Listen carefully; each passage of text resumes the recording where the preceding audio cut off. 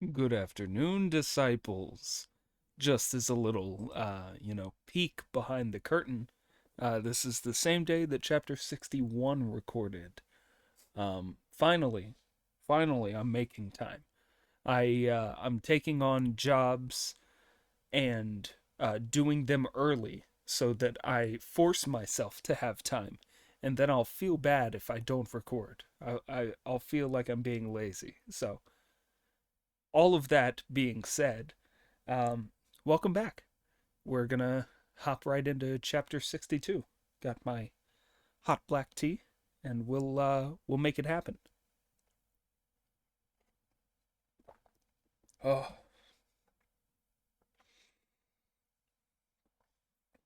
always best to start a chapter with a good throat scalding.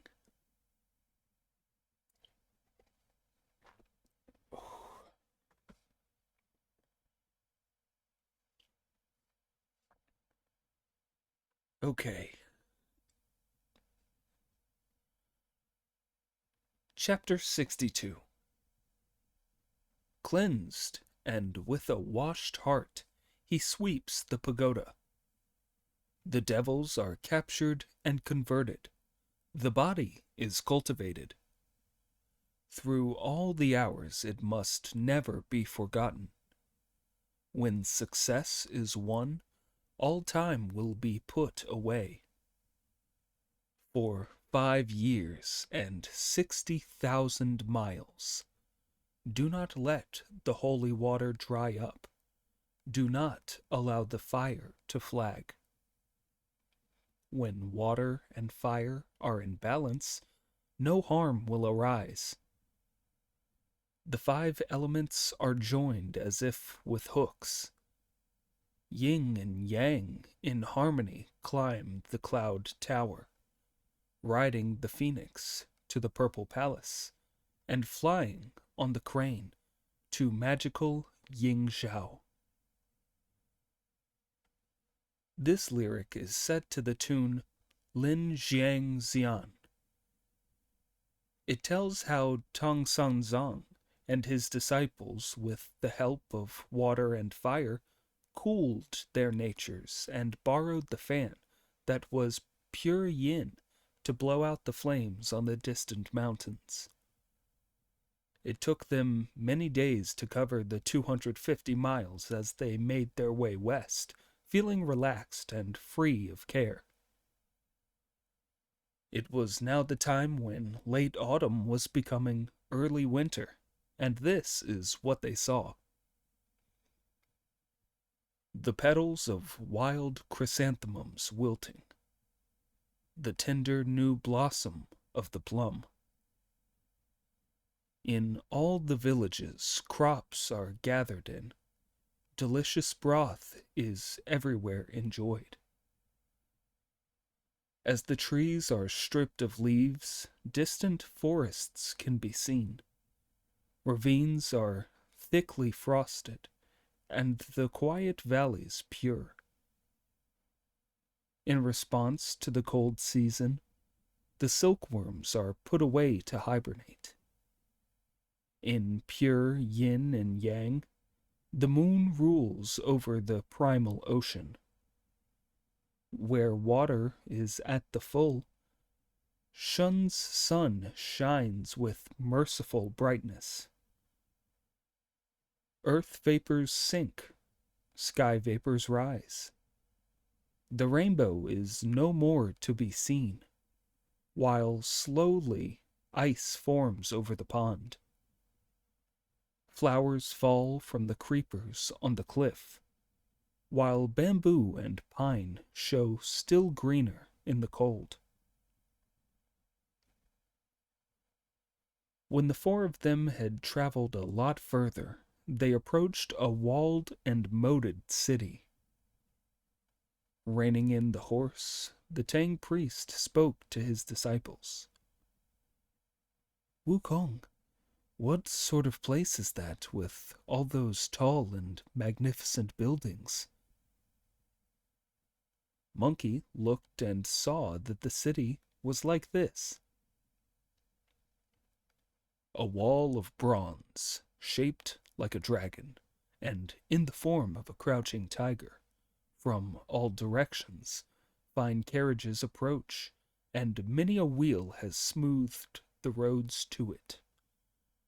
Amazing beasts are carved on the balustrades of marble.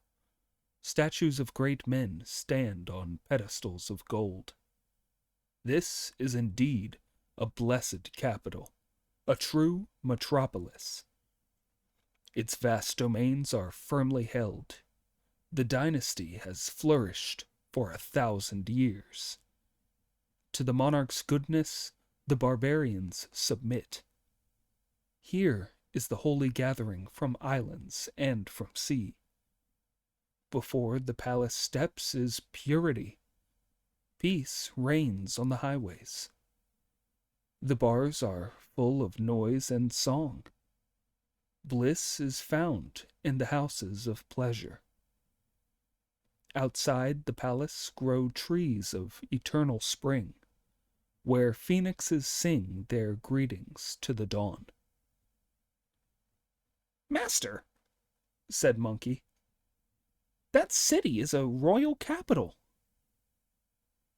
"The world is full of prefectural cities and country seats," laughed Pig. "What makes you so sure that this is a royal capital?" "You don't seem to realize that royal capitals are different from prefectural cities and county towns," Monkey replied. "Just look. It's got over 10 gates, and the wall must measure 20 or 30 miles around. Those towers are so high they disappear into the clouds. How could anything except a royal capital be as grand as that?" "You're right, brother," said Friar Sand. "It is a royal city. But what's it called?" "How can I tell?" Monkey replied. "There aren't any signs or banners. We'll have to go into it and ask." The venerable elder whipped on his horse and was soon at a gate, where he dismounted to cross the bridge and go in to look. They saw the 6 main streets and the 3 markets, where commerce was flourishing, as well as the imposing clothes of the noble and great. Then, as they were walking along, they saw a dozen or so Buddhist monks in chains and kangyus, heavy boards locked around their necks, begging from door to door. They were dressed in rags. "The fox mourns for the death of the hare," sighed Sanzong. "All things are sorry for their own kind. Go and ask them, Wukong, why they are being punished like that." Doing as he was told, Monkey asked, "What monastery are you from, monks? Why are you in kangyus and chains?" "My lord," said the monks, all falling to their knees, "we are from the Golden Light Monastery, and we have been wronged." "Where is the Golden Light Monastery?" Monkey asked. "Just round the corner," they replied. Monkey led them to the Tang priest and asked them, "How have you been wronged? Tell me." "We don't know where you're from, but you look a little familiar to us, my lords," the monks replied. "We don't dare talk here. Please, come to our poor monastery, where we can tell you our woes." "Very well," said the venerable elder. "We shall go to their monastery and ask them all the details." They went with them to the monastery gate, over which was a board on which was written in letters of gold, "Nation Protecting Golden Light Monastery, founded by royal command." When master and disciples went inside to look around, this is what they saw. Cold were the lamps in the ancient hall. Wind blew the leaves along deserted cloisters. 1,000-foot pagoda touched the clouds. Pine trees grew to nourish the nature. Fallen blooms carpeted the unvisited grounds. Spiders span cobwebs all over the eaves. The drum stand was empty. The bell hung in vain, and the frescoes could barely be seen through the dust. Still was the pulpit where no priest could be seen. Silent the Dhyana hall, except for the birds. The desolation made one long to sigh. Its dreariness caused great pain. Although an incense burner stood before the Buddha, all was cold ash, withered flowers, and desolation. All this made Sanzang miserable, and he could not help his tears flowing. The monks in their kongyus and chains pushed open the doors of the main Buddha hall and invited him to step inside and worship the Buddha. Sanzang entered, offered the incense of his heart, and said the recitation 3 times. Then he turned round again to see 6 or 7 young monks locked to the pillars outside the abbot's lodgings. It was more than he could bear. When he entered the abbot's lodgings, and all the monks came to kowtow to him, they asked, "You, reverend gentlemen, look rather different. Are you from the great Tang in the east?" "You must have second sight," Monkey said with a laugh. "We are indeed, but how could you tell?" "We don't have second sight, my lords," the monks replied. "It's just that because we're so distressed at the injustice we've suffered, and because there's nowhere else we can turn, we've been calling on heaven and earth for days on end. Some heavenly deity must have been moved by us, because last night we all had the same dream. We were told that a holy monk was coming from Great Tang in the east who would save our lives and right our wrongs. We knew who you were today because you looked rather unusual." This pleased Sanzang greatly. "What country is this, and what injustice have you suffered?" he asked. "My lord," said the monks on their knees, "this country is called Jisai, and it's one of the biggest in the West. In the old days, the foreign states all around used to send tribute. Yutuo in the south, Gaoshang to the north, Western Liang in the east, and Benbo to the west. Every year they used to offer fine jade, bright pearls, beautiful women, and magnificent horses. We never had to resort to arms or send expeditions against them. They naturally acknowledged us as their suzerain. If they did that, your king must understand the way, and your civil and military officials be wise and good." "My lord," the monks replied to Sanzang's question, "our country's civil officials are not wise, our generals are not good, and our monarch does not understand the way. Auspicious clouds used to gather round the pagoda of our monastery, and mists of good omen rose high above it. The glow above it at night could once be seen from thousands of miles away. The colored vapors were admired by the countries all around.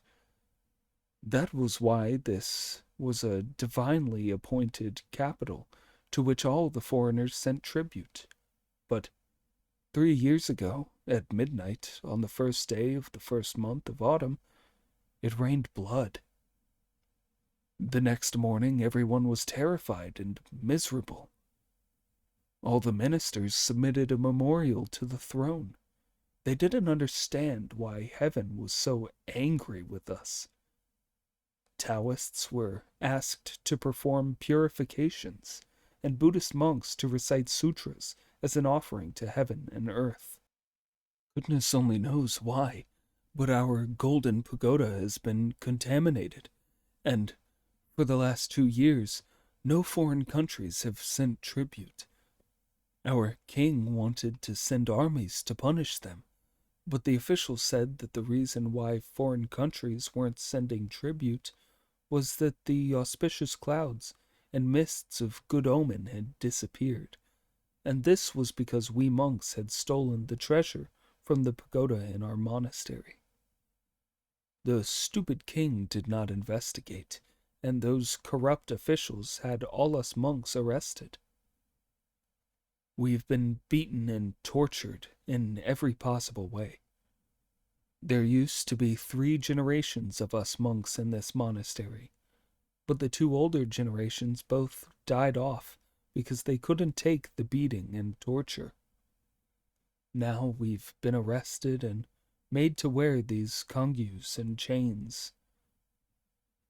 Your Honor, we could never be so wicked as to steal the treasure from the pagoda. We implore you to take pity on your fellows, and in your great mercy and compassion, make wide use of your Dharma power and save our lives.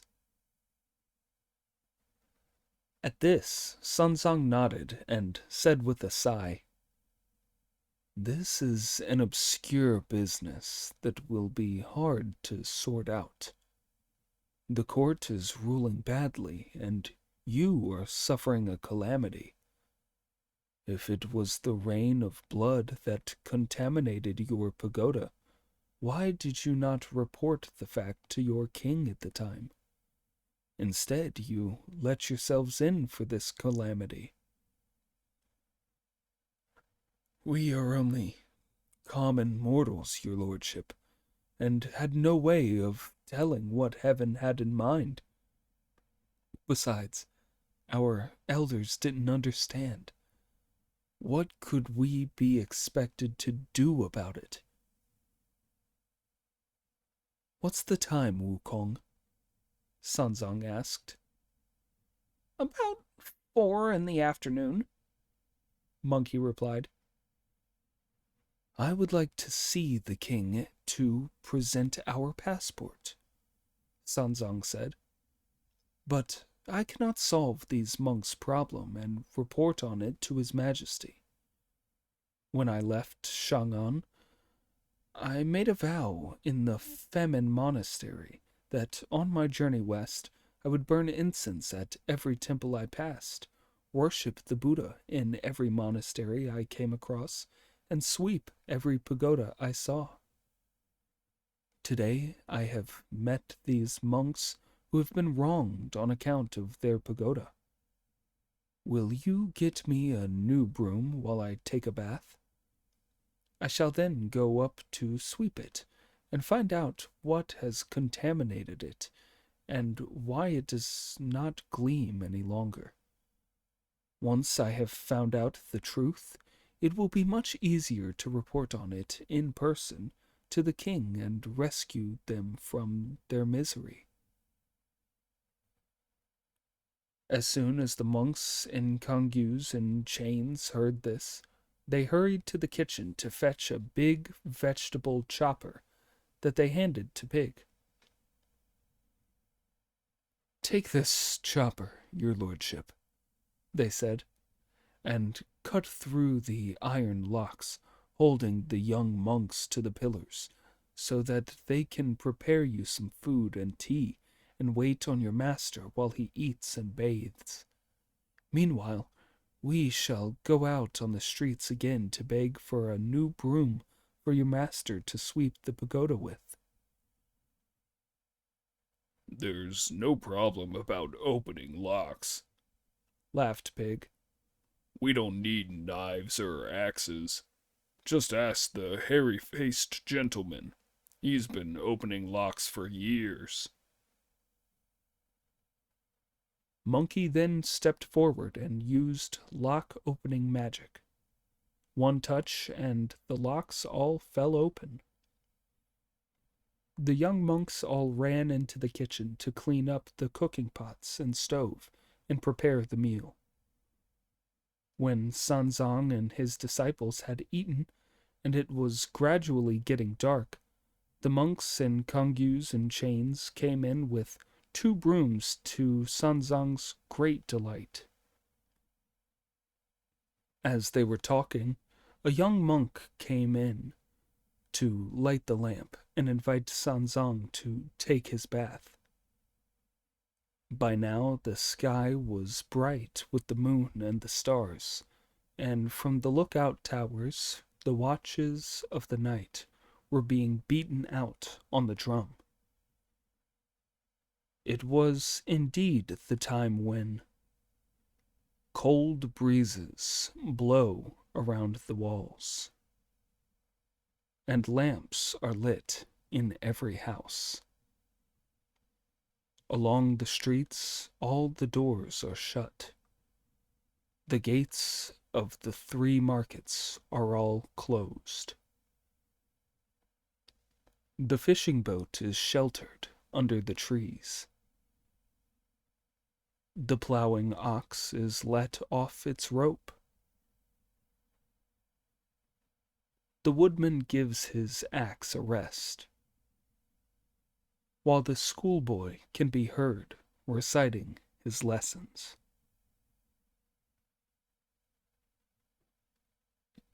When Sanzang had bathed, he put on a narrow-sleeved tunic, tightened the belt around his waist, put on a pair of boots, and took the new brooms. "You sleep here while I sweep the pagoda," he said to the monks. "The pagoda was contaminated by the rain of blood," Monkey said, "and it hasn't shone for many a long day.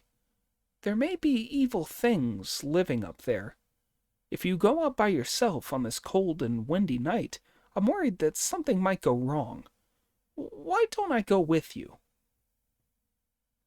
"Very good idea," Sanzang replied, and, each carrying a broom, they first went up into the main Buddha hall, where Sanzang lit the glazed lamp, burned incense, and bowed to the Buddha, saying, "Your disciple, Qin Xuanzang, has been sent by the great Tang in the east to worship out Tathagata Buddha on Vulture Peak and fetch the scriptures. I have now reached the Golden Light Monastery in the kingdom of Jisai, where the monks tell me that their pagoda has been contaminated, and that they have been unjustly punished because the king suspects them of having stolen the treasure. Your disciple is now going devoutly to sweep the tower in the hope that my Buddha, in his great responsiveness, will reveal the cause of the contamination and spare these folks from injustice." When he had prayed, he and Brother Monkey opened the door of the pagoda and began to sweep it from the ground upwards. That pagoda towered to the stars, thrust up into space. It was called the Glazed Tile Pagoda, the Golden Sarira Spire. The stairway spiraled like the inside of a cave. The door seemed to be the door of a coop. The gleam of the vase reached the moon at the horizon. The sea breeze carried the sound of its bells. Look at the eaves and the corbel brackets, the finial in the clouds. The eaves and the corbel brackets were of masonry through which the scented breezes blew. The finial in the clouds had mist dragons coiling around the pagoda. The view stretched out for hundreds of miles. To climb it was to climb to the heavens. At the doors of every story were set glazed lamps, but full of dust, not light. All around, under the eaves, ran marble balustrades, covered with filth and insects. Inside the tower, by the Buddha statues, incense no longer burned. Outside the windows, in front of the divine face, cobwebs covered all. The incense burners were full of mouse droppings, the lamps untouched by oil. Because the treasure had been spirited away, many a monk had died for nothing. Sanzang was determined to sweep out the pagoda and restore it to the beauty that it had before.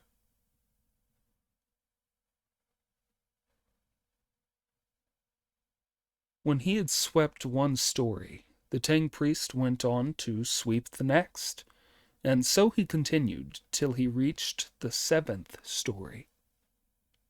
By now it was the 2nd watch of the night, and he was beginning to feel exhausted.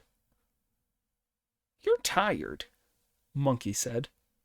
"Sit here and let me sweep it for you." "How many stories does it have?" Sanzang asked. "About 13, I suppose," Monkey replied. Overcoming his weariness, the Tang priest said, "I must sweep it myself to fulfill the vow." By the time he had swept another 3 stories, his back and legs were aching. At the 10th he collapsed and said, "Sweep the last 3 floors for me, Wukong." Monkey summoned up his energy, went to the 11th floor, and a moment later up to the 12th. As he was sweeping there, he heard voices from in the roof. "That's odd," he thought. "Very odd indeed. It's the 3rd watch. There can't be people talking up there as late as this. I'm sure it's evil spirits. Let's have a look." The splendid Monkey King put his broom quietly under his arm, tucked up his clothes, slipped out through the door, and stepped on a cloud to take a better look. Sitting in the middle of the 13th story were 2 evil spirits with a dish of food, a bowl, and a jug of wine. They were playing the finger guessing game and drinking. Monkey used his magic powers to get rid of the broom and bring out his gold-banded cudgel, with which he barricaded the entrance to the pagoda and shouted, "So you're the ones who stole the pagoda's treasure, you monsters!" The 2 of them jumped up in their panic, grabbed the jug and bowl, and flung them at him. Monkey deflected them with his iron cudgel and said, "I won't kill you because I need you to give evidence." He just used his cudgel to force them to talk. The devils were pinned against the wall, unable to struggle or even move. All they could do was to repeat, "Spare us! Spare us! It was nothing to do with us! The thief isn't here!" Monkey used holding magic to carry them single-handed down to the 10th story, where he said, "Master, I've got the thieves." This news woke up Sanzang, who had been dozing, with a start of pleasure. "Where did you catch them?" he asked. Dragging the demons over and forcing them to kneel to his master, Monkey replied, "They were drinking and playing finger-guessing up on the roof.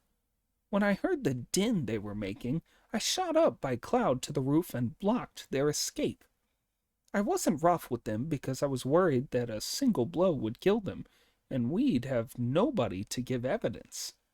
That's why I brought them here nice and gently. You can take statements from them, master, and find out where they're from, and where the stolen treasure has been hidden." The demons were still shivering and shaking and saying, "Spare us!" Then they made this true statement. "We were sent by the infinitely sage Dragon King of the Green Wave Pool on Ragged Rock Mountain. His name's Bin Borba, and mine is Babor Bin. He's catfish spirit, and I'm a snakehead fish spirit. Our infinitely sage ancient dragon has a daughter called the infinitely sage princess. She is as lovely as flowers or the moon, and brilliant as well. The ancient dragon got a husband for her who would live in the palace. He has tremendous magic powers, and he's called Prince Ninehead. He came here the other year with the Dragon King to demonstrate his powers by making a blood rain that contaminated the pagoda and stealing the precious Sarira relic of the Buddha. The princess then went up to the Daluo heaven and stole the Queen Mother's 9-lobed magic fungus plant from in front of the Hall of Miraculous Mist. We keep it at the bottom of the pool, and it shines day and night with golden light and a colored glow. Recently we've heard that Sun Wukong is on his way to fetch the scriptures from the western heaven. They say his powers are enormous, and that all along the way he has been looking out for wrongs to right. That's why we keep getting sent here to patrol and stop him when the time comes. If that Sun Wukong turns up, we're ready for him." At this, Monkey gave a mocking laugh. "What an evil beast," he said. "He's unspeakable. No wonder he invited the Bull Demon King to his place for a banquet the other day. He's been extending his contacts among all these damned demons because he's up to no good." Before he had finished speaking, Pig and 2 or 3 of the young monks came up the steps from the bottom of the pagoda with lanterns. "Master," Pig said, "why don't you go to bed now that you've swept the pagoda, instead of staying here talking?" "You've come at just the right moment, brother," said Monkey. "The pagoda's treasure was stolen by the infinitely sage ancient dragon. He sent these 2 little devils I've just captured to patrol the pagoda and keep their ears open for news of us." "What are they called, and what sort of spirits are they?" Pig asked. "They've just confessed everything," Monkey replied. "This one's called Bin Borba, and he's a catfish spirit. And that one's Babor Bin, and he's a snakehead fish spirit." Pig then lifted his rake to strike them. "If they're evil spirits and they've already confessed," he said, "what are we waiting for? Let's kill them." No, said Monkey. You don't understand. Keep them alive so that they can tell it all to the king and lead us to catch the thieves to get the treasure back. The splendid idiot then put his rake down again. He and Monkey each carried one of them down the stairs. Spare us, the demons kept pleading. I'd like to turn you two fish into soup for those monks who've been mistreated so unjustly, muttered Pig. The 2 or 3 young monks, who were thoroughly delighted, led the venerable elder down the pagoda stairs with their lanterns. One of them ran ahead to tell the other monks. Good news, he shouted. Good news! Our troubles are over. The reverend gentlemen have caught the evil spirits who stole the treasure. Fetch chains, Monkey said. Run them through their shoulder bones and lock them up here. Watch over them while we get some sleep. We'll decide what to do next tomorrow. The monks then kept a very close watch on the demons while Sanzang and his disciples slept. Before they knew it, it was dawn. Wukong and I will go to court to present the passport, Sanzang said, and he put on his brocade cassock and Virukana mitre. When he was dressed in his majestic vestments, he strode forward, accompanied by Monkey, who had tightened his tiger-skin kilt and straightened up his tunic, and was carrying the passport. Why aren't you taking those 2 demons with you? Pig asked. We'll submit a memorial to the throne first, Monkey replied. Then I expect the king will send men for them. They then went to the palace gates, seeing no end of red birds and golden dragons adorning the deep red gateways of the pure capital. At the gate of eastern splendor, Sanzang bowed to the officer in charge and said, May I trouble your honor to report that a monk sent from Great Tang in the east to fetch the scriptures from the western heaven begs an audience with his majesty to present his passport. The gate officer did indeed make this report, going to the steps of the throne to say, There are 2 Buddhist monks with strange faces and strange clothes outside, who say they have been sent by the Tang court in the east of the southern continent of Shambu to go to the west to worship the Buddha and fetch the scriptures. They request an audience with your majesty in order to present their passport. The king then sent for them.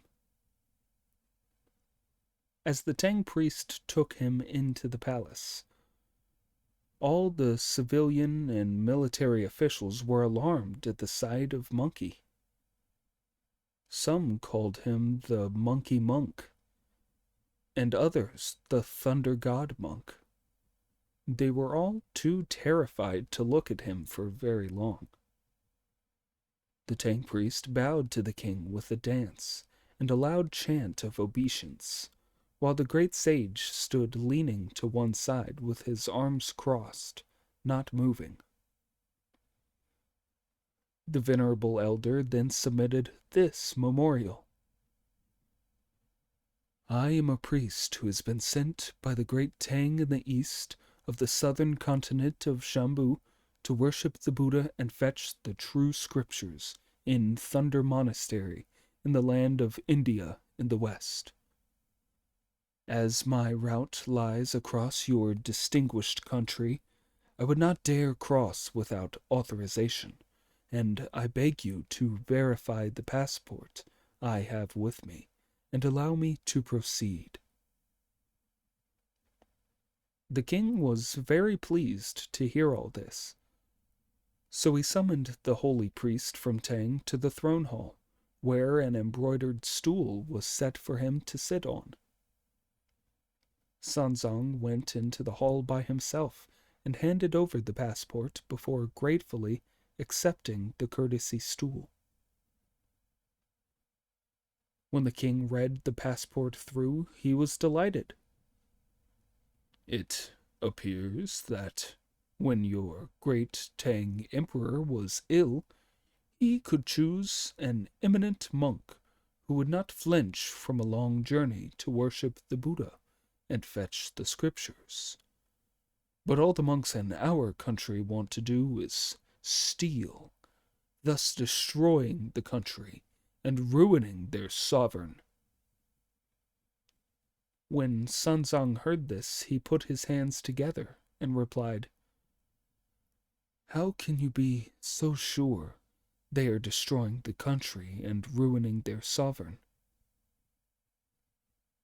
This country of ours is the leading one in the western regions. The foreign states all around always used to send tribute because of the golden pagoda in the Golden Light Monastery in this capital. A multicolored glow used to shine from the pagoda right up to the sky. But recently, the pagoda's treasure has been stolen by the wicked monks in the monastery, and for 3 years now, there has been no colored glow and no tribute from the foreigners. It is all extremely upsetting for us." "Your Majesty," said Sanzang, smiling as he put his hands together in front of his chest, "a little mistake can lead to a great disaster. Soon after entering the gates of your heavenly capital yesterday, I saw a dozen or so monks and kongyus. When I asked them why, they told me that they were from the Golden Light Monastery and were the victims of injustice. On close investigation in the monastery, I found that it was no fault of the monks there. When I swept the pagoda in the middle of the night, I captured the thieving devils who had stolen the treasure." "Where are they?" asked the delighted king. "My disciples have them locked up in the Golden Light Monastery," Sanzang replied. The king ordered royal guards to be sent at once to the Golden Light Monastery to fetch the thieving devils so that he could interrogate them himself. "Your Majesty, I think it would be best if my disciple went with the guards." "Where is he?" the king asked. "Standing by the steps of the throne," Sanzang replied. The king was shocked by what he saw. "How can your disciple be so ugly when you, reverend sir, are so handsome?" he asked. When he heard this, the great sage Sun shouted at the top of his voice, "Your Majesty, you should no more judge people by their faces than you'd measure the sea with a bucket. Good looks would never have captured the thieving devils." This calmed the king's alarm, and he said, "You are right, holy monk. We do not know how to select men of talent here. The ones who catch the thieves and recover the treasure are best." He then ordered his aides to have a carriage prepared and told the royal guards to look after the holy monk as he went to fetch the thieving devils. The aides had a large palanquin with a yellow canopy got ready, in which 8 guardsmen carried Monkey, with 8 more as escorts, who shouted to clear the way to the Golden Light Monastery. By now, the whole city had heard the news. Everyone came out to see the holy monk and the thieving devils. Hearing the shouts, Pig and Friar Sand, imagining that the king must have sent some of his officials, hurried out to meet them, only to see Monkey riding in the palanquin. "Now you're yourself again, brother," laughed Pig. What do you mean? Monkey asked, putting his hand on Pig to steady himself as he stepped out of the chair. "There you are, being carried by 8 men in a carrying chair under a royal yellow canopy," said Pig. "Isn't that the handsome Monkey King way to travel? That's why I said you're yourself again." Stop joking, said Monkey, who then had the 2 devils brought for him to escort the king. "Won't you take me along too?" Friar Sand asked. You stay here and look after the luggage and the horse, Monkey replied. My lords, said the monks and congues in chains, why don't you all go to see his majesty? We can look after your things here. In that case, we'll all go to report to the king, said Monkey, and then have you released. With Pig manhandling one devil and Friar Sand the other, Monkey got back into the palanquin and led the devils to the court. They were soon at the steps of the throne hall, where the king was told that the devils had arrived. He came down from his dragon throne to examine them with the Tang priest and his civil and military officials. One of the devils had bulging cheeks, black scales, a pointed mouth, and sharp teeth. The other had slimy skin, a fat belly, a big mouth, and long whiskers. Although they had legs and could walk, it was obvious that they had only assumed a certain appearance of humanity through transformation. Where are you from, you thieving devils, you evil spirits? The king asked. How long have you been preying on this country? What year did you steal our treasure? How many of you bandits are there? What are your names? I want it all, and I want the truth. The 2 devils fell to their knees before him, and although blood was gushing from their necks, they did not feel the pain. This was what they had to say. 3 years ago, on the first day of the 7th month, the infinitely sage Dragon King brought a crowd of his relations to live in the southeast corner of this country, in the green wave pool on Ragged Rock Mountain, about 40 miles from here.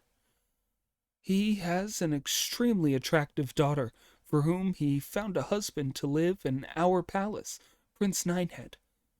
His magic powers are unbeatable. He knew that you had a rare treasure in your tower, so he plotted with the Dragon King to steal it.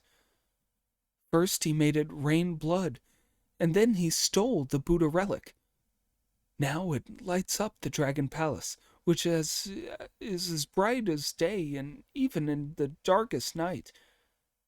Then the princess used her powers to sneak up and steal the Queen Mother's magic fungus to keep the treasure warm in the pool. We 2 aren't the bandit chiefs. We're just private soldiers sent here by the Dragon King who were captured last night. This is the truth. As you have made this confession, the king said, why don't you tell me your names? I am Bin Borba, one of them replied, and he is Babur Ben. I am a catfish monster, and he is a snakehead monster." The king then told the royal guards to keep them safely behind bars, and ordered, "Release all the monks of the Golden Light Monastery from their congues and chains, and have the Office of Foreign Affairs prepare a banquet in the Unicum Hall to congratulate the holy monks on their great achievements in catching the thieves. We shall now invite them to capture the ringleaders." The Office of Foreign Affairs then laid on a double banquet of both meat and vegetarian food, for which the king invited Sanzang and his disciples to take their places in the Unicorn Hall. "May I ask your title, holy monk?" he said to Sanzang, who replied, his hands together, "My lay surname is Chen, and my Buddhist name is Xuanzang. My emperor granted me the surname Tang and the title Sanzang." "What are your disciples' titles?" the king asked. "They do not have titles," Sanzang replied. "The senior one is called Sun Wukong, the second one Zhu Wuneng, and the third Sha Wujing. These were the names the Bodhisattva Guanyin of the Southern Sea gave them.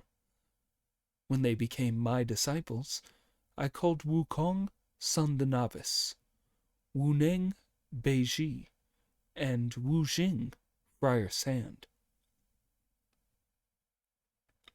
The king then asked Sanzang to take the place of honor, while Monkey sat at his left and Pig and Friar Sand at his right. Their banquet was all vegetarian: fruit, vegetables, tea, and rice. In front of them was a table of meat dishes at which sat the king, and below them were 100 or more tables set with meat dishes for all the civil and military officials. The officials all thanked the king for his kindness, and the disciples sat down with the permission of their master. When all were seated, the king raised his goblet, and though Sanzang would not drink, his 3 disciples all drank to the success of the banquet. Woodwinds and strings then began to sound as the court musicians performed. Just watch Pig as he eats for all he is worth, gobbling his food down whole like a tiger or a wolf, and emptying the table. Soon more soup and food was brought, only to disappear in the same way.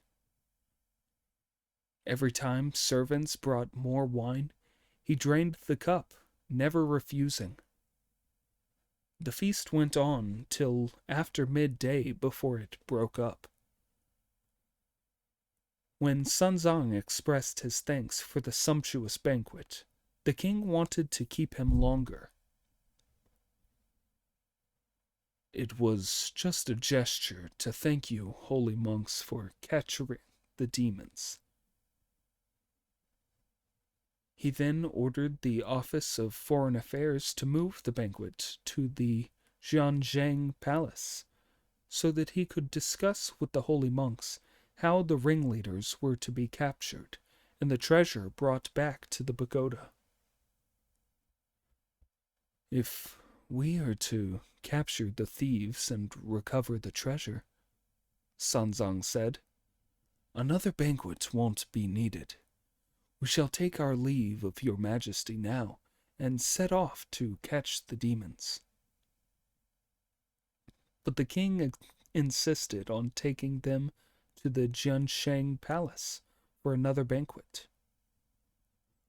"Which of you holy monks will lead the force that is to capture the monsters?" he asked, raising his goblet.